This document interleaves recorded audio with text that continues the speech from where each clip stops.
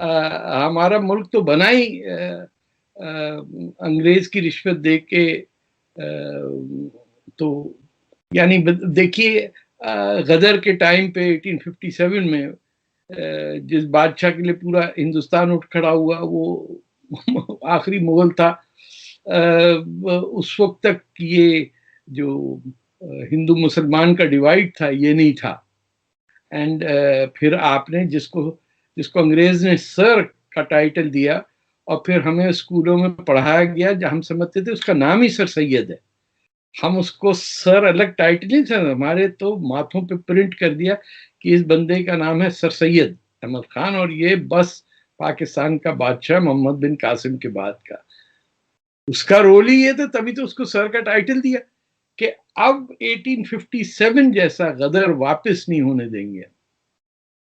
अब इन कमबख्तों को, जिन्होंने कब्जे किए हुए हैं, जो हिंदुस्तान में आके बैठे, इनको हम कहेंगे कि तुम जो है ये हिंदुओं के वो हो काबिज, ये सब्जी खाने वाले हैं, ये कुछ नहीं कर सकते, कमजोर लोग हैं। और दूसरी तरफ वो बीज बोया कि जिससे जिना निकला कि भाई ये तो तुम्हारी मलकियत है, हिंदुस्तान तो तुम्हारा है, तुम मुसलमान हो, तुम हुकूमत करो, you know. So this sense prevailed everywhere. And इसके अंदर कौन किसका एजेंट है, जब आप अपनी जमीन के नहीं होंगे तो आप किसी के भी होंगे। सरप्राइज ना होना चाहिए कि इजराइल का एजेंट है, या तो कोई, हमारे यहाँ तो एजेंसियां बहुत है ना। पहले एक जमाने में राशन शॉप होता था, आजकल एजेंसियां हैं, कोई अफगानिस्तान का खड का काम कर रहा है, कोई किसका कर रहा है। ये थोड़ी बहुत सीख के फिर अपनी मार्केट में कीमत लगवाते हैं तवाइफों की तरह, फिर बिक जाते हैं। तो टेंशन लेने की बात नहीं है। दुल्लत साहब ने इनके साथ किताब लिख दी, मेरे ख्याल वो भी मजे ले रहे हैं, ये भी मजे ले रहे हैं। ये तो वो है ना, पैग पीने वाली पार्टियां, जहां बरादरी जो मिलती है वो अपर क्लास की, और चैप की ब्रांडी कैसी है, और ये black label, you should try blue label, इस टाइप के लोग हैं ये। तो क्या बता दिया होगा रॉ को, जो रॉ को नहीं पता है। यानी आप खड़े हैं सामने, आपका किरदार सामने है, आप बेगैरती आपकी दुनिया में ऐसे नियॉन साइन की तरह लिखी होती है, पॉइंटर जैसे नहीं होता कि पार्किंग ओवर हियर, वैसे बेगैरती ओवर हियर का लगा हुआ है कि इनका कोई ईमान नहीं है, ये जहां से पैसा आएगा ये बिक जाएंगे। और ये पाकिस्तान का जिना साहब जब बिक गए अंग्रेज के हाथ में, तो बाकी क्या रह गया। तभी तो सर बंगाल एक दे डिडंट वांट अच्छा to sir, part of this. Right sir. अच्छा सर, एक चीज आजकल मतलब जिस तरह हिंदुस्तान में पिछले संडे को बड़े दंगे हुए, रिपब्लिक डे था, मंडे को, संडे को नहीं बल्कि उससे पहले इसी वीक हुआ। हाँ, जी जी बिल्कुल, इसी वीक हुआ सर। एक तो ये है कि अब दोबारा से वो चीज शुरू हो गई, क्या इसका ताल्लुक जो सर खालिस्तान मूवमेंट और अभी वाले किसानों का धरना, या ये एक अलग चीज थे, वो मतलब वो चीज, अब वो चैप्टर जो है वो क्लोज हो चुका है? क्योंकि कुछ इंडियन दोस्त मुझे भी कह रहे थे कि नहीं यार, वो लोग सपोर्ट करते हैं, खालिस्तानी फैक्टर है, खालिस्तानी फैक्टर है, वो पैसा भी दे रहे। तो आप क्योंकि देख रहे हैं और आपने लिखा भी इसके हवाले से, तो आपकी क्या नजर है सर इसके ऊपर? ये एक प्रॉब्लम तो एग्जिस्ट करता है ना, कि ये 90s में और उससे पहले भी 1950s में जो हरियाणा में और पंजाब की साइड पे वो ज़मीनें जहाँ लोग आके सेटल हुए, अपने पाकिस्तान के हाथों जो सरदारों को निकाला गया, साफ किया गया, हिंदुओं को और सिखों को, वो सेटल काफ़ी हुए वहाँ पे आके।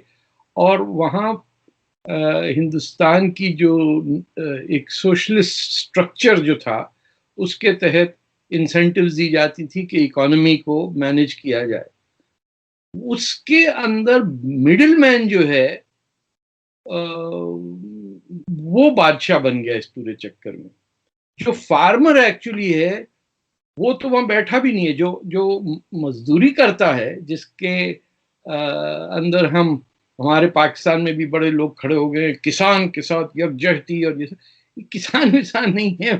किसान ट्रैक्टर वैक्टर ऐसे नहीं लेके आते, 100 200 पैसे वाला आदमी होता है, वही खरीद सकता है।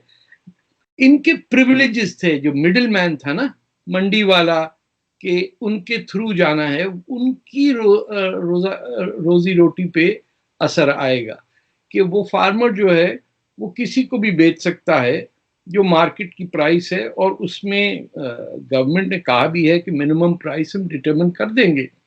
लेकिन शुबा उस वक्त होता है कि कोई और हाथ है जब आप बात करने को तैयार नहीं हो और आप ये कहें कि कानून जब तक नहीं हटेगा हम नहीं आएंगे आगे।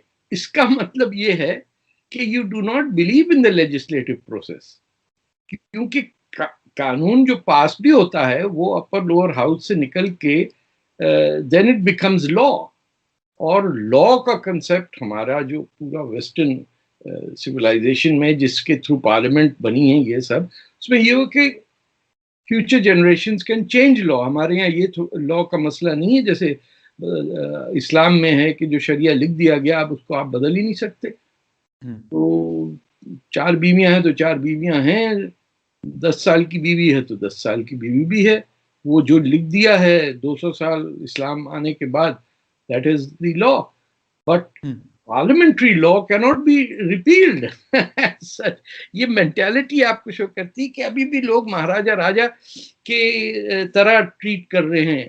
और वो लोग जो आए थे उनका पूरा हक है प्रोटेस्ट करने का। इंडिया में ये डेमोक्रेसी तो है ना। लेकिन आपने भी देखा, हमने भी देखा है कि क्या कुछ हुआ उस दिन। 300 पुलिस ऑफिसर इंजर्ड हुए हैं। आप जब तलवार लेके आ जाएंगे सड़क पे और आप कहेंगे कि ये मेरा तलवार या किरपान जो है मेरा मजहबी हक है, इससे मैं जो भी करूं, और यू आर वेविंग इट, तो आप क्या समझते हैं कि ये किसानों की बात हो रही है? तो ये तो you are using the problem of the small landlord, जिसका छोटी जमीनें हैं, जो फंसा हुआ है मिडिल मैन के अंदर, और उसको एक्सप्लॉइट करके आपने एक मजहबी रंग तो उसी वक्त आया ना जब आपने रेड फोर्ट पे जाके सिखों का जो होली फ्लैग है वो आपने लगाया। तो इसमें ये तो नहीं हुआ कि आपने जाके वहां किसान की कोई बात की हो। आपने एक सेक्युलर लड़ाई जिसके अंदर डिफरेंस है किसान यूनियन का हुकूमत से, इंडिया की सुप्रीम कोर्ट इन्वॉल्व है, बात करने के लोग को तैयार नहीं है, कहते हैं कि वीडियोस बेतहाशा हैं जहाँ लोग कह रहे हैं मर जाएंगे और उनको सबक सिखा देंगे और खालिस्तान जिंदाबाद। हमारे यहाँ तो सड़कों पे परेड न्यूयॉर्क में और वैंकूवर में खालिस्तानियों की निकली, भिंदर वाले की तस्वीर लगी हुई उस पर। तो छुपाया तो नहीं जा सकता कि Khalistani were making use of this. और हम सबको पता है खालिस्तान की मूवमेंट कौन चलाता है, वो अल्हम्दुलिल्लाह आपकी पाकिस्तान ISI चलाती है।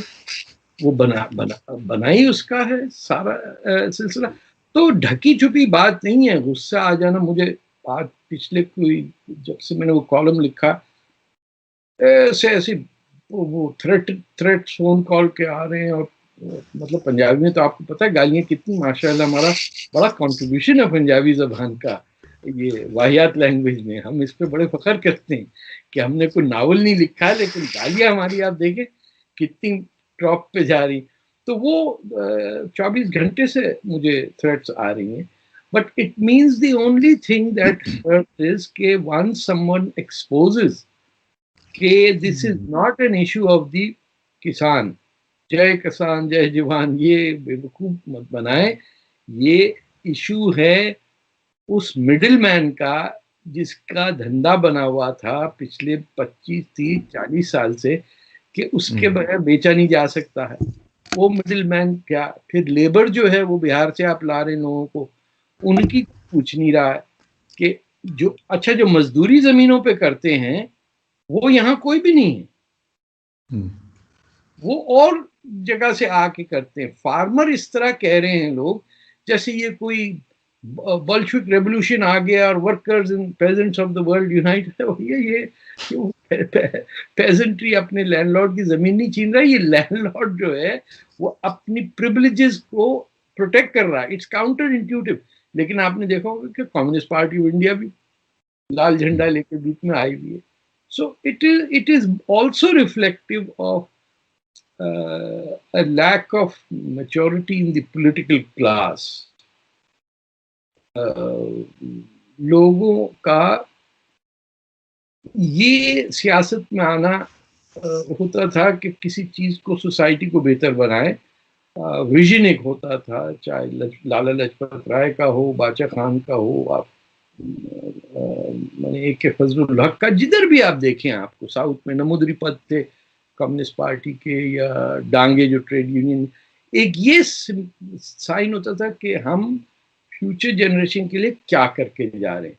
अब it is becoming more of a profession.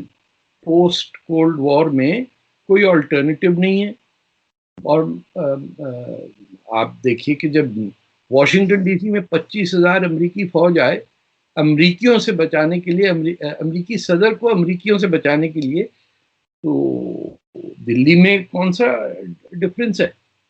वहां तो फौज ला के आपने कंटेन कर दी। ये तो फिर भी डेमोक्रेसी है कि उन्होंने कहा आओ अपना ट्रैक्टर चला लो, फिर ट्रैक्टर को यूज करना टैंक की जगह। मारों के साथ सर कोई जुलूस निकलता है। ये तो इतना तो लाठीचार्ज हमने भी बर्दाश्त किया, हमने भी 2 दफा जेल काटी है पाकिस्तान में। ये नहीं हो सकता कि जो डेमोन्स्ट्रेटर है वो आर्म्ड हो